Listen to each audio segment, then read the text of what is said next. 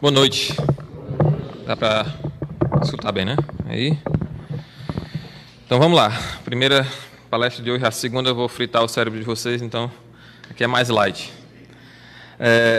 Vamos falar sobre raças. E eu quero começar novamente com uma provinha, né? Como da outra vez. Quantas raças existem no mundo? Uma só raça? Duas? O título da palestra já diz a resposta, né? Mas 5? 100? Ou não é possível determinar quantas raças existem no mundo? Faço essa pergunta porque na nossa sociedade, nós temos essa perspectiva de que o mundo é composto de várias raças. Mas a questão é, será que essa é a perspectiva bíblica? Será que realmente existem várias raças de seres humanos? O que é que a genética tem a dizer sobre esse assunto? E mais importante ainda, o que é que a Bíblia tem a dizer a respeito desse assunto? Certo? Então eu quero desafiar vocês hoje, que se a Bíblia é a palavra de Deus, se a Bíblia é o livro da história do universo, então que nós deixemos que os nossos pensamentos a respeito desse assunto sejam moldados pela palavra de Deus. Porque existe um conceito importante de ideias. Ideias são... Alguém já falou uma vez que ideias são como sementes. E é um conceito bem preciso a respeito do que ideias podem fazer.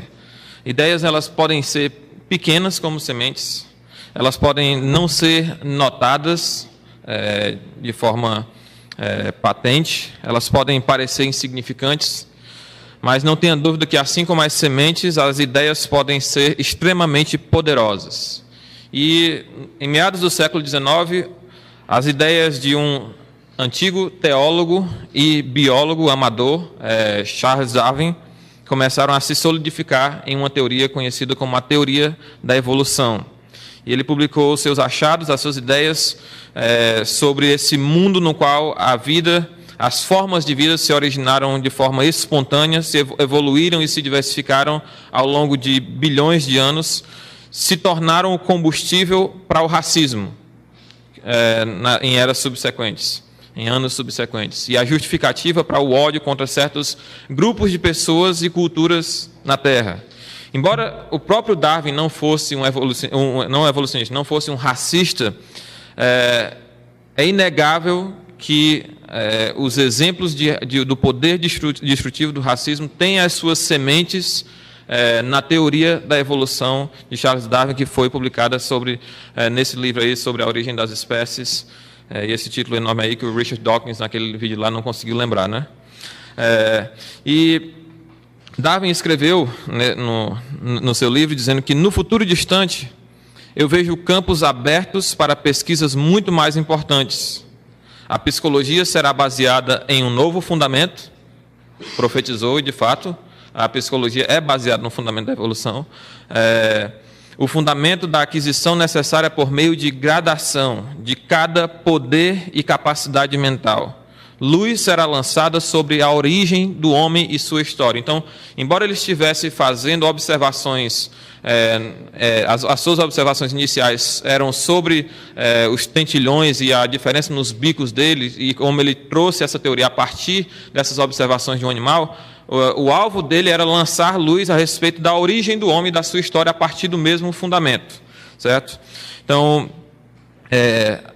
e esse fundamento foi a base posterior para as expressões de racismo. Tudo se tornou tão intenso e até justificável, com base na teoria da evolução, da sobrevivência do mais forte, do mais apto, essa ideia de que existem raças superiores e raças inferiores e que as raças inferiores podem ser exterminadas, ganhou uma justificativa em uma teoria científica.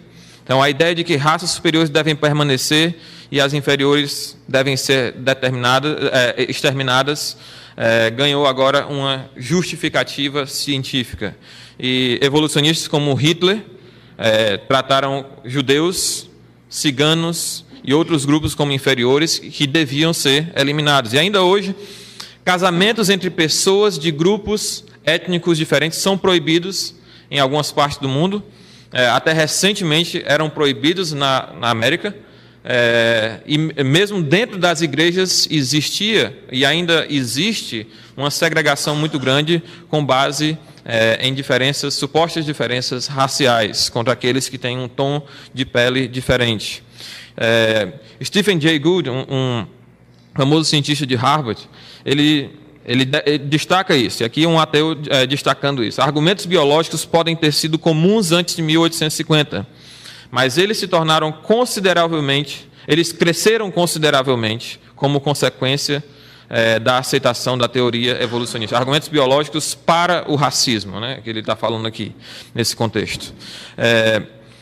Charles Darwin, então, diz que em algum período futuro, não muito distante, quando medido em séculos, as raças civilizadas de homens irão quase que certamente exterminar e substituir as raças selvagens por todo o mundo. Ao mesmo tempo, os primatas antropomorfos, parecidos com humanos, sem dúvida serão exterminados.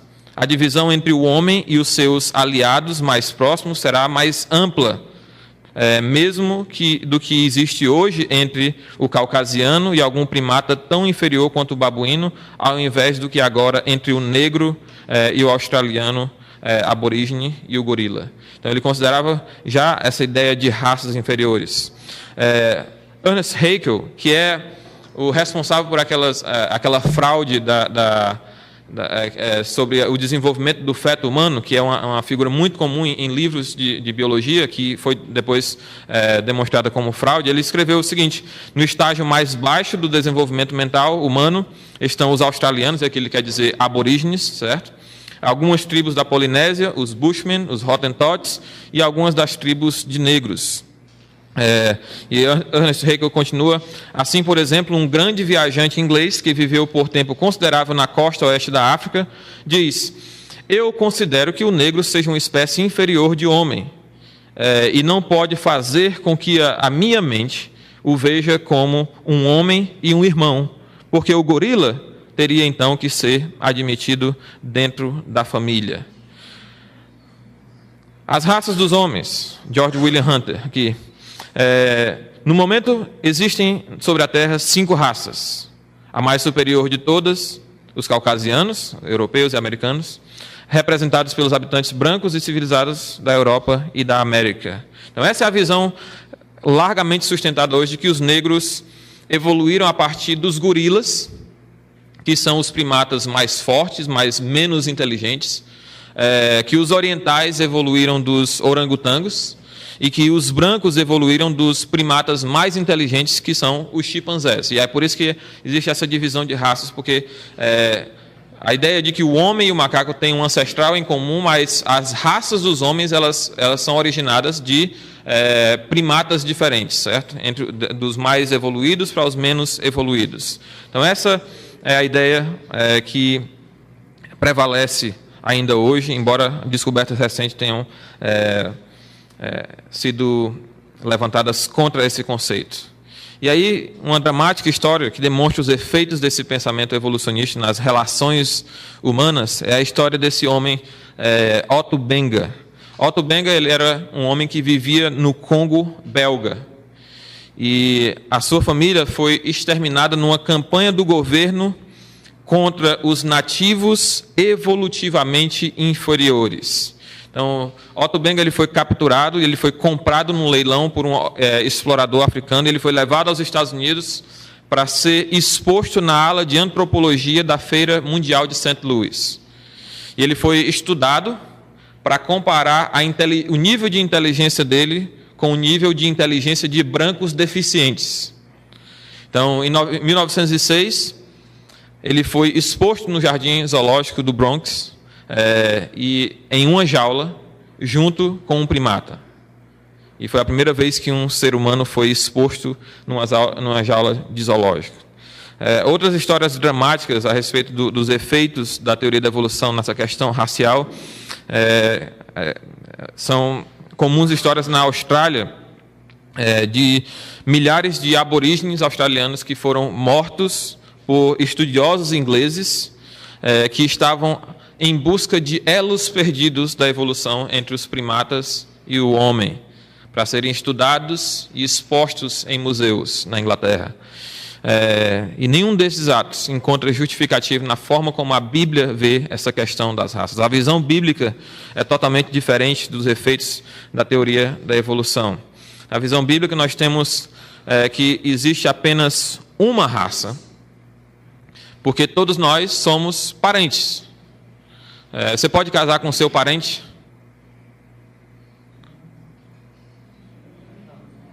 Você tem que casar com seu parente, porque senão você vai ter que casar com um animal. Todos nós somos filhos de um mesmo homem, de uma mesma mulher, embora parentes distantes, mas todos nós somos parentes, todos nós somos de uma só raça, porque todos nós temos a nossa origem em Adão e Eva, que teve filhos e filhas, que eventualmente chegou a Noé, que teve os seus filhos, que foram preservados na arca, e que se espalharam depois no evento da Torre de Babel. Então, é o evento da Torre de Babel que explica os diferentes grupos étnicos e culturas que existem no mundo hoje. Mas todos nós pertencemos a uma só raça. 1 Coríntios 15:45, pois assim está escrito: o primeiro homem, Adão, foi feito alma vivente, o último Adão, porém, é espírito vivificante. Então, a ideia do primeiro homem. Então, ele é que dá origem a todos nós. Gênesis 3:20, e deu o homem o nome de Eva, a sua mulher, por ser a mãe de todos os seres humanos, de todos os seres viventes, o termo lá em hebraico. Atos 17:26 também destaca de um só, e no contexto lá se pode entender homem, de um só homem fez toda a raça humana para habitar sobre toda a terra. Até depois a gente vai discutir a respeito desse conceito de raça, se a gente pode usar ele no plural de fato. Gênesis 5:4, depois que gerou Sete, Adão viveu 800 anos e teve filhos e filhas. Adão se multiplicou, teve filhos e filhas, e hoje nós estamos aqui. Apesar das nossas diferenças, você vê aí nessa figura diferentes pessoas, apesar das nossas diferenças externas, todos nós descendemos de um só homem. Então, nós pertencemos a uma só raça. Há mudanças de características de geração para geração, é claro, mas isso não é evolução. E nós vamos ver por quê. Existe uma acusação comum contra aquilo que a palavra de Deus relata a respeito da criação, que é a acusação de que a Bíblia ensina o fixismo das espécies, de que as espécies não mudam de qualquer forma. Então, a questão é, será que animais mudam? Será que a Bíblia sustenta a ideia de que animais não mudam? Aqueles que sugerem isso, na verdade, parece que nunca leram a Bíblia, não conhecem o texto bíblico. Então, isso é mais uma falácia de espantalho a respeito da Bíblia do que realmente um fruto de um estudo da palavra de Deus. Porque lá em Gênesis 1 nós temos 10 vezes a expressão segundo a sua espécie e segundo as suas espécies. E a palavra lá para espécie um termo que uma tradução que pode até não ser precisa o suficiente, de acordo com a classificação que existe hoje dos animais, dos seres vivos, é esse termo min, que ocorre 10 vezes. Deus criou animais com capacidade de mudarem com o decorrer das gerações, mas Ele estabeleceu um limite para essas mudanças, para que ela só ocorra dentro da mesma espécie. Então, se reproduza segundo a sua espécie. Pode haver variação, sim, mas segundo a sua espécie, dentro de uma mesma espécie. Nunca de uma espécie para outra, como sugere a evolução. Então, a grande questão é onde é que o termo min, em hebraico, melhor se encaixa dentro da classificação moderna. Será que espécie seria a melhor definição disso? E criacionistas têm pesquisado recentemente e chegado à conclusão de que talvez o termo espécie não seja aquilo que a Bíblia esteja descrevendo lá em Gênesis capítulo 1. O termo min talvez seria melhor usado para descrever o que nós entendemos hoje como família, certo? Dentro da classificação animal, certo? Você tem o reino, que é o maior, então você tem vários reinos, o reino animal, que todos nós fazemos parte dentro da classificação moderna. Você tem os filos, as classes, as ordens e a família, certo? Então, você tem a família dos canídeos, você tem a família dos felinos. Então, a ideia de que min lá em hebraico significa família seria de que os canídeos podem se desenvolver dentro da sua família. Existem várias espécies de cães dentro da família dos canídeos, mas eles pertencem a uma mesma família e a ideia é que a reprodução não pode extrapolar esse limite da família.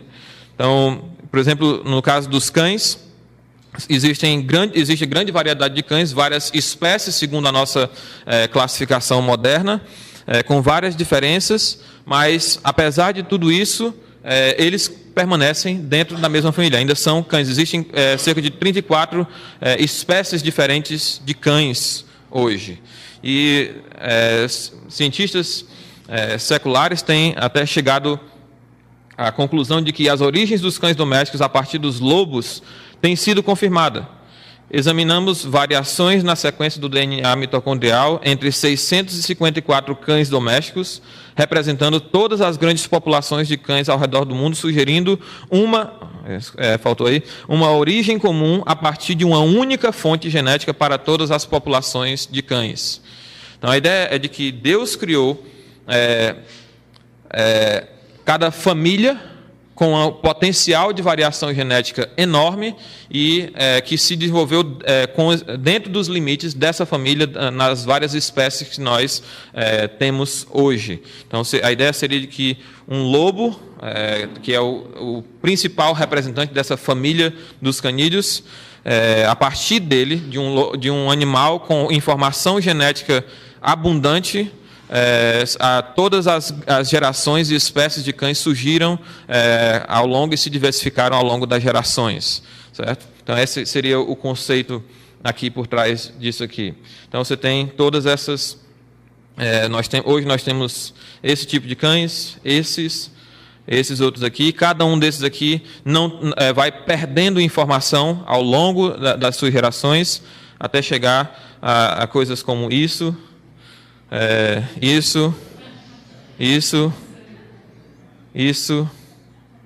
isso.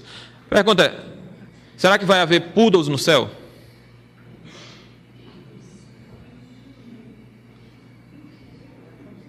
No céu tem pecado? No céu tem pecado? Isso aqui é resultado do pecado. Certo?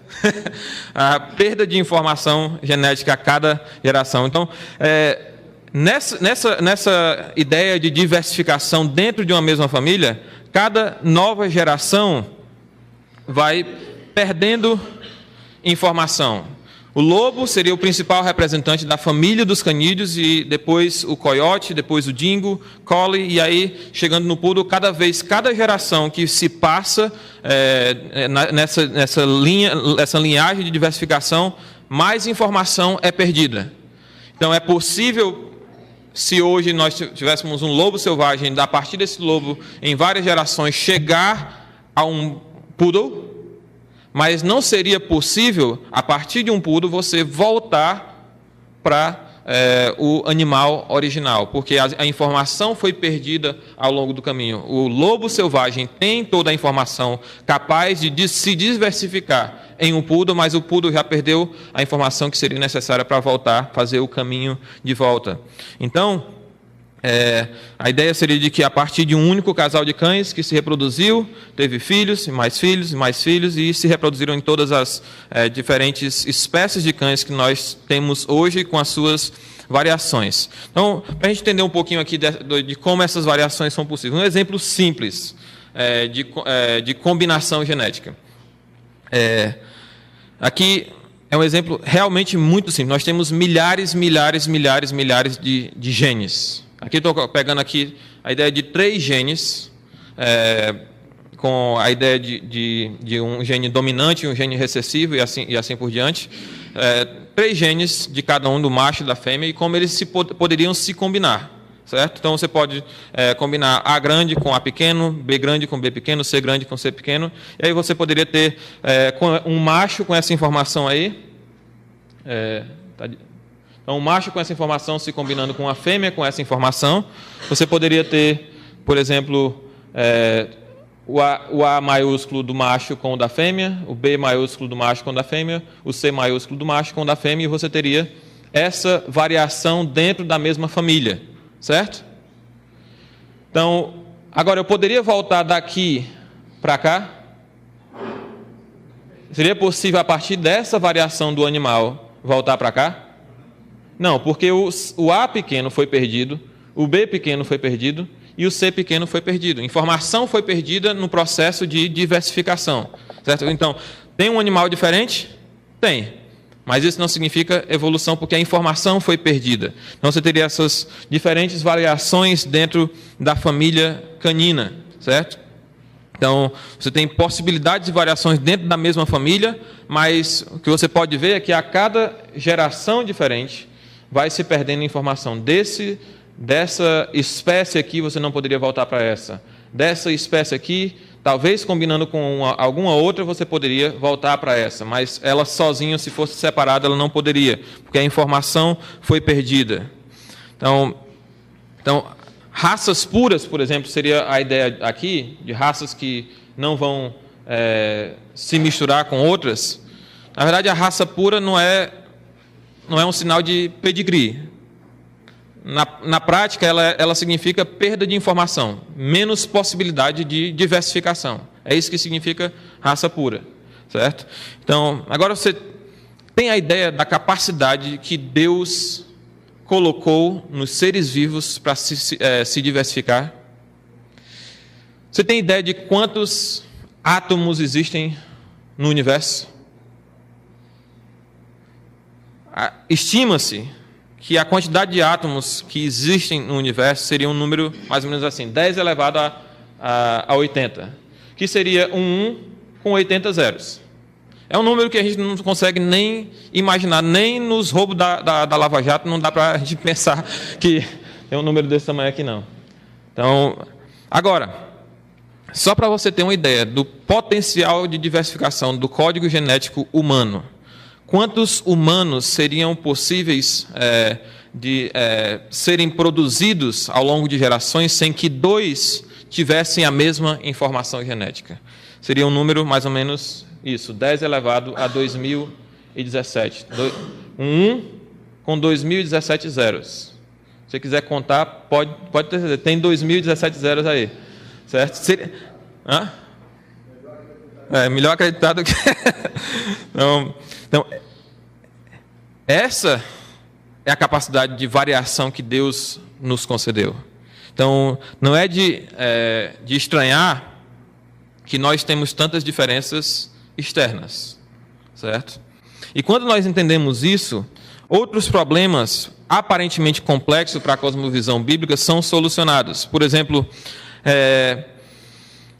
quando nós entendemos que Deus criou os animais segundo as suas famílias, nesse sentido mais amplo, e que as várias espécies são resultado de reprodução ao longo de várias gerações, não seria necessário, por exemplo, Deus colocar na Arca de Noé todas as espécies de cães.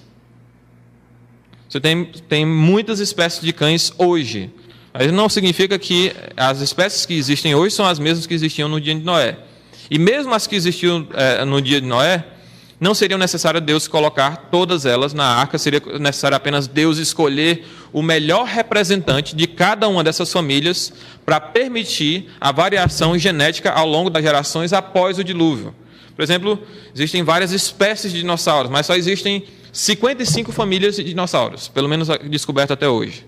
Eles podem ser classificados dentro de 55 famílias. Então, Deus só precisaria colocar, por exemplo, 55 pares de dinossauros dentro da arca, e não necessariamente adultos, velhos, gigantes. Poderia colocar mais jovens para ter mais vigor para a sobrevivência depois que o dilúvio terminasse.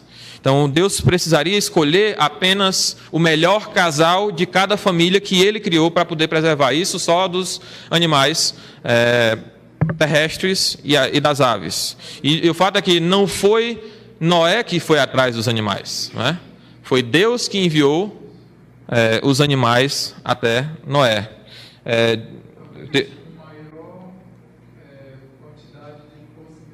Sim, Deus saberia qual seria o animal, o casal com maior quantidade de possibilidade de variação, de potencial de variação genética, e ele escolheu dentre esses. De tudo que vive, de toda carne, 2 de cada espécie, aí o mesmo termo min, lá de Gênesis, talvez descreva a família, machos e fêmeas, farás entrar na arca para conservares com vida, contigo, das aves segundo as suas espécies, do gado segundo as suas espécies, de todo réptil da terra segundo as suas espécies, 2 de cada espécie virão a ti. Noé não foi atrás, Noé não escolheu, Deus escolheu para os conservares com vida. Hoje se estima que existem cerca de 1000 famílias de animais, certo? 1000 famílias de animais no mundo hoje, de animais terrestres e aves, certo? Que seriam os animais que estariam dentro da arca. A estimativa é que o espaço que a arca comportaria, eu não vou tratar disso com detalhes, mas a estimativa é que a arca comportaria tranquilamente 16.000 animais em um dos seus decks, guardando o outro para alimentação e o outro para os humanos estarem lá, certo? 16.000 animais. Então vamos extrapolar que 1.000 famílias existem hoje, 7.000 foram extintas ao longo dos anos. Aí nós ainda teríamos espaço para poder ter todos os animais, toda a variedade que nós temos hoje dentro no nosso mundo, tendo sido representada nos dias de Noé dentro da arca. Então, esse é o conceito. A partir desse único casal, surgiram muitos cães que se espalharam de acordo com as suas características em toda a terra. Então, diferentes cães com diferentes características se separaram em regiões diferentes do planeta de acordo com a forma como o ambiente melhor se encaixava com as características que ele tinha. Isso é o que se chama de seleção natural, certo? Ou de especiação também. Esse é um outro termo, tem um significado diferente de seleção natural, mas é basicamente essa ideia de que o ambiente escolhe a melhor característica para se adaptar lá. E aí, pelo fato de que geralmente determinadas características vão ficar isoladas em determinadas regiões, então vai existir a ideia de especiação, que é a separação de determinadas espécies de acordo com aquela região, certo? Então, vamos ver um exemplo simples de como isso ocorre. Vamos ver se tomar esse casal aqui de cães, e o gene S aí seria o gene de pelo curto, e o gene L seria o gene de pelo longo. Então, aí você tem um animal, um casal, com pelo médio, né? Então, existe o gene de pelo longo e o gene de pelo curto, e a partir desse animal você poderia ter um filho com o gene SS, com a combinação SS, então ele teria o pelo curto, o gene de pelo longo foi perdido no processo. Você poderia ter um SL, com S do pai, L da mãe, e aí você teria outro de pelo médio, e os dois gene L você teria um cão de pelo longo. Agora vamos colocar esses animais em ambientes diferentes, certo? Então vamos colocar aqui, por exemplo, eles no frio. Se a gente colocar esses 3 animais, esses 3 filhos do mesmo casal, num ambiente mais frio, quem tem mais chance de sobreviver? É o cão de pelo longo. Então os outros vão eventualmente morrer naquele ambiente, ou então eles vão se moverem para outra região, e ali vai ficar só gene de pelo longo, cães com gene de pelo longo. Então, agora, dentro daquela região mais fria, você só tem cães com gene de pelo longo, então é impossível agora gerar cães com pelo médio, porque o gene S foi perdido, e cães com pelo curto, porque o gene S foi perdido também. Então, vamos fazer o teste diferente agora. Vamos colocar num ambiente quente. Quem tem mais chance de sobreviver dentro desse ambiente? SS, cão de pelo curto, eventualmente talvez o SL, mas os outros vão sofrer nesse ambiente, ou vão ter que morrer, ou vão ter que se mudar dali. E aí aquele ambiente vai selecionar o que se adapta melhor o que tem as características que se adaptam melhor. E agora o L foi perdido, então naquele ambiente só existem cães com pelo curto, com gene S, então é impossível ter uma geração com pelo longo naquela região, porque ocorreu a ideia de seleção natural e a especiação, que o ambiente selecionou a melhor característica e isolou naquele ambiente de forma que não é possível retornar, porque a informação genética foi perdida, certo? Então, a questão é, o que há de novo aí? O que tem de novo nesses exemplos aí que eu dei? Existe uma nova combinação da mesma informação já existente. Nova informação não foi adicionada nesse processo. O ambiente selecionou uma determinada combinação da informação que já existia. Então, o que aconteceu foi que em cada um desses ambientes você tem menos informação genética, menos potencial de variação, e isso é o oposto da evolução. A evolução exige que nova informação seja adicionada ao DNA para que uma espécie possa evoluir para outra espécie, possa ocorrer evolução ao longo das espécies e não apenas essa seleção natural dentro de uma mesma espécie. Então, não existe informação nova, isso é seleção natural, que não é a mesma coisa que evolução e também não é um mecanismo para a evolução. Seleção natural e evolução são coisas diferentes, e seleção natural não serve como mecanismo para a evolução, porque a seleção natural restringe o potencial de diversificação e a evolução exige que o contrário aconteça, certo? Então, você vai ter cães de características diferentes em regiões diferentes do planeta. Então, todas essas espécies de cães vão se localizar em determinadas regiões que melhor se adaptam, às quais eles melhores se adequam. Então, se a gente fosse ilustrar a questão do potencial de variação genética aqui com esse pote de feijões, o lobo selvagem dentro da família dos canídeos seria aquele que tem um maior potencial de variação genética, e aí você vai movendo ao longo das gerações e espécies diferentes, então esse potencial de variação vai sendo perdido, e aí você tem algumas espécies híbridas que têm menos informação ainda. O poodle teria só isso aqui, só pode gerar poodle, e o pobrezinho lá também não tem quase nada, certo? Então a ideia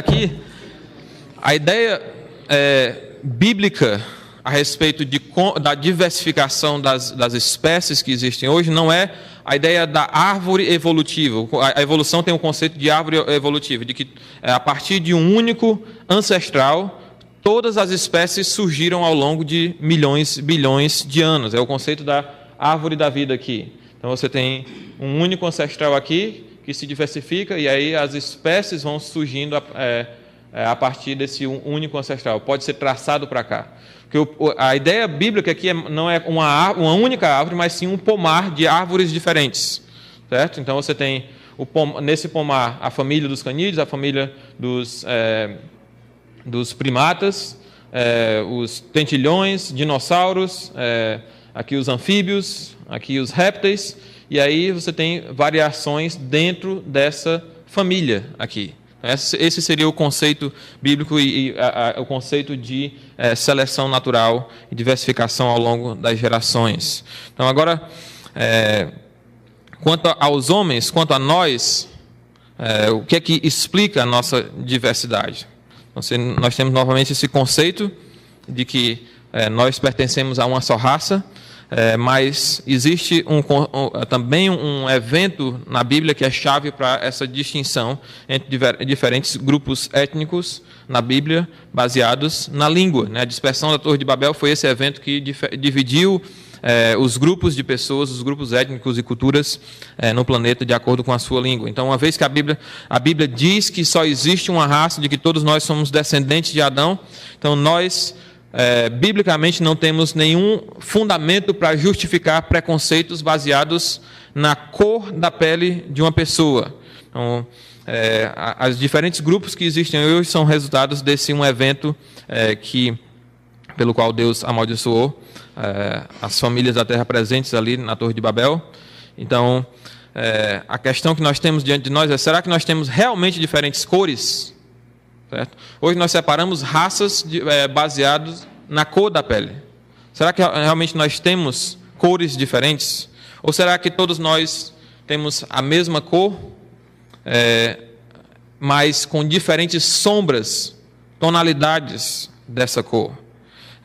A perspectiva evolucionista olha essa diversidade de grupos étnicos como uma evidência para a evolução, de que diferentes raças de seres humanos evoluíram a partir de diferentes primatas. Mas a perspectiva bíblica não sustenta essa ideia. Não existem realmente peles vermelhas, não existem realmente amarelos, não existem realmente negros, não existem realmente brancos. Não pode dizer que eu sou branco, eu não sou dessa cor desse papel aqui. Não tem nem como dizer que eu sou da cor desse papel aqui. Você colocar um negro aqui, ele não vai ser da cor desse microfone. Então, nós temos diferentes tonalidades do mesmo pigmento. Existem vários pigmentos envolvidos na formação da cor da nossa pele. E o principal desses pigmentos é conhecido como melanina, certo? É um pigmento marrom que é comum a todos os seres humanos. Então, nós nascemos com um certo potencial de produzir melanina, uma certa quantidade a mais do que nós nascemos, ou de perder alguma quantidade de melanina, baseado em influências externas, mas a nossa quantidade só pode ser aumentada com a exposição à luz solar, por exemplo, até um certo limite, certo? Não pode ser aumentada de forma indefinida. Então, se a gente fosse fazer o mesmo processo de variação genética de acordo com o tom de pele, então, digamos que esses aqui sejam os genes para diferentes tons de pele, certo? Nós temos genes para o formato do nariz, do tipo de cabelo, a altura e outras coisas. Então, digamos que o gene A maiúsculo seria muita melanina, o B maiúsculo também seria muita melanina, o A minúsculo e o B minúsculo seriam pouca melanina. Então, você teria a ideia aqui de que tudo maiúsculo seria alguém com uma tonalidade de pele mais escura, uma mistura dos dois aqui seria uma tonalidade de pele amarronzada, e outro só com minúsculo, genes minúsculos, seria uma tonalidade de pele mais clara, certo? Então, qual seria a cor de Adão e Eva? Ou, se a gente pode falar de cor, de fato, qual seria a sombra, o tom, a tonalidade de Adão e Eva? Adão e Eva não poderiam ter somente genes de pouca melanina, porque isso não explicaria a variação, as diferentes variações de tonalidade de pele que existem hoje, certo? Então, isso restringiria eles a terem somente filhos com tonalidade de pele clara, porque falta o gene de muita melanina. Da mesma forma, Adão e Eva não poderiam ser dois negões aqui com muita melanina, porque isso restringiria a variação genética deles, não poderia produzir pessoas com tonalidade de pele mais clara. Então, existe ausência de variação genética aí, pouca possibilidade de variação genética aí. Então, Adão e Eva teria que ser uma mistura dos dois. Teria que ter tanto o gene para muita melanina, quanto o gene para pouca melanina. E aqui estou se restringindo só a melanina como um único pigmento, só para simplificar. Certo? Então, a partir dessa informação genética, ele poderia ter alguém mais pardo, outro mais negro, outro mais amarelado e sei lá, caucasiano, como se chama hoje, né? Um europeu branco, louro, gaso, alguma coisa desse tipo, certo? Então, dentro dessa perspectiva aqui, você tem muita possibilidade de variação genética para gerar todas as tonalidades de pele que nós vemos hoje dentro da nossa raça, da raça humana. E aí, só para ter uma ideia de como essa ideia de tonalidade é bem clara. Então, aqui os alunos de uma só escola, certo? Alunos de uma única escola. Essa foto aqui foi feita para apresentar os efeitos da migração humana. Então, a gente viu naquele quadro de separação de acordo com as características. Então, é natural, por exemplo, que pessoas com muita melanina, com a tonalidade de pele mais escura, estejam nas regiões mais próximas do Equador. Eles têm mais facilidade para... tem uma característica que impede que a luz solar cause muito dano à pele deles. E você tem pessoas mais brancas nas regiões mais distantes do Equador, tanto ao sul, tanto ao norte como ao sul. Mas aí hoje, com a globalização, você tem uma mistura em diferentes regiões do planeta. E aí aqui você vê, partindo aqui como se fosse do A minúsculo, B minúsculo, B minúsculo, até o mais escuro aqui, com A maiúsculo, B maiúsculo, B maiúsculo. Mas você vê, quando você vai traçando aqui, só a tonalidade vai variando, e aí você não percebe muita diferença entre o segundo e o primeiro, entre o terceiro e o segundo. E aí você vai progredindo, pouca diferença entre essa e essa aqui, pouca diferença entre essa e essa, pouca diferença entre essa e essa, certo? Até que você chega aqui e aqui nos dois extremos, mas aí é só a questão de tonalidade de pele, certo? Você tem, se nós realmente fôssemos raças diferentes, nós não teríamos casos como esse de Alicia e Jasmine, que são filhos de um casal negro e de uma... acho que a esposa... Não, o marido é alemão e a esposa é jamaicana, e aí eles tiveram gêmeos, um da cor da mãe e outro da cor do pai, ou do tom de pele da mãe, ou do tom do pai, assim também como Cheryl e Karen também, o pai de Cheryl é negro e a mãe é jamaicana, e aí você tem duas gêmeas aqui também, com diversidade interessante aí no meio, certo? Então, dentro da perspectiva bíblica, nós temos uma só raça, nós temos tonalidades de pele diferentes, temos características físicas diferentes, mas isso não é algo que a evolução explique, algo que a seleção natural seria um mecanismo que explicaria isso, mas seleção natural não é a mesma coisa que a evolução e não é um mecanismo para evolução, certo?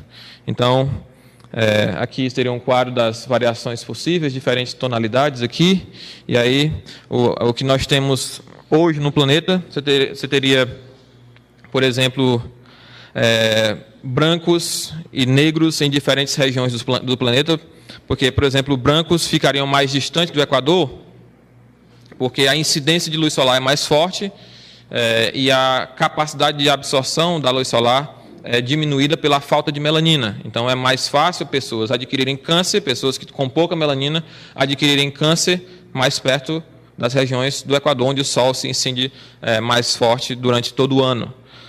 Por outro lado, negros evitariam as regiões mais distantes do Equador, onde tem menos incidência de luz solar, porque a melanina ela impede a absorção da vitamina D, que é responsável pela produção de cálcio, certo? Então, negros, no passado, tenderam a evitar regiões mais distantes do Equador, porque existia uma maior incidência de doenças ósseas por causa da falta de cálcio no sangue. Então, eles precisam estar mais expostos à luz solar, que ajuda na produção de vitamina D. Então, eles precisam estar mais expostos porque a melanina impede a absorção dessa vitamina D por meio da ação do sol. Então, é essa a razão porque existem mais negros, por exemplo, concentrados na região da África, ali, especialmente na região próxima do Saara. Mesmo no sul da África, você já tem mais brancos, claro, tem a ver com a colonização. Você tem australianos também, você tem mais brancos na Austrália, você tem mais negros na região próximo do Equador e mais brancos ao norte, próximos na região da Europa, na região ali dos Estados Unidos. Então, essas divisões aí ocorrem exatamente devido a características diferentes. Então, essa ideia de grupos raciais, caucasóides, mongoloides, negroides, australoides, que existem hoje, têm sido contestadas não apenas pelo criacionismo bíblico, certo? Mas também pelas novas descobertas dentro da genética. Então, o Dr. Venter, aí, que é um ateu, certo? Dr. Venter, que é um ateu, ele é o líder, pelo menos era o líder do projeto Genoma. Então, dentro dos estudos do código genético, ele chegou à conclusão e publicou isso. Dr. Venter e cientistas do Instituto Nacional de Saúde recentemente anunciaram que eles elaboraram um esboço da sequência inteira do genoma humano e os pesquisadores declararam de forma unânime que só existe uma raça: a raça humana. Muitos cristãos ficam surpresos com isso, especialmente na América, onde a segregação racial foi muito forte, especialmente nos primeiros anos da nação.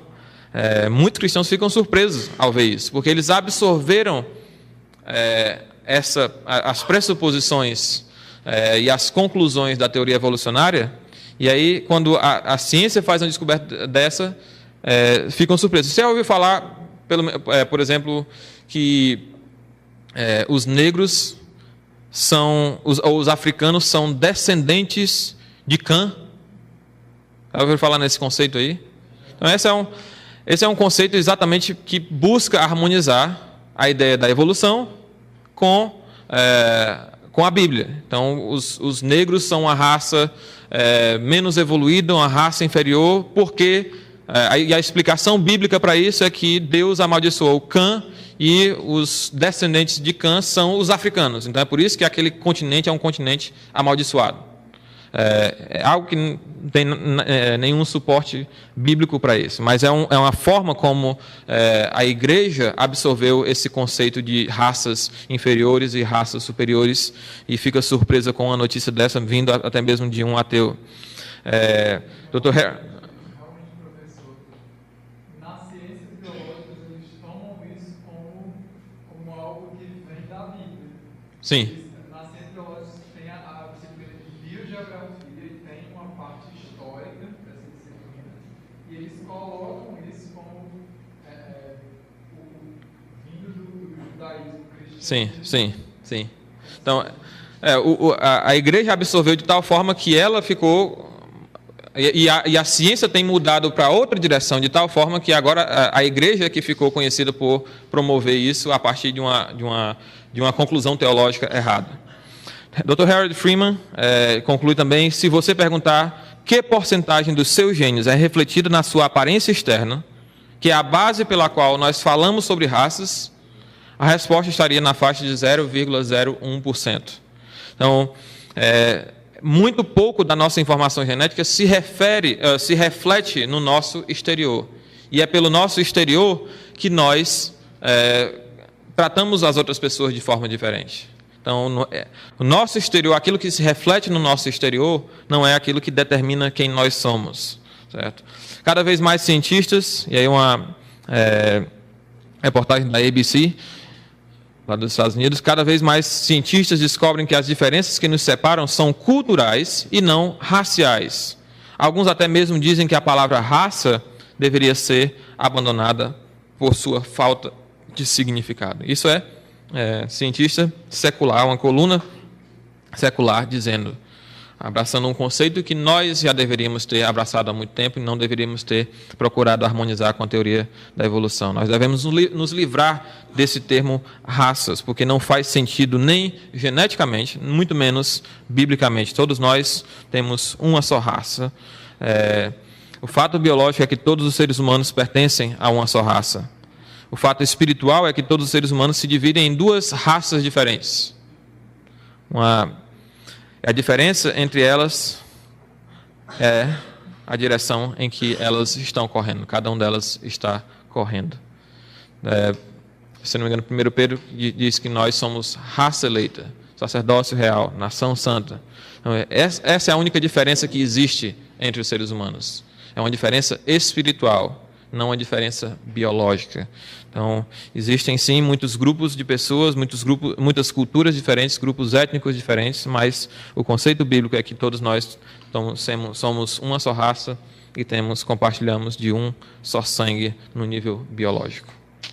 Era isso.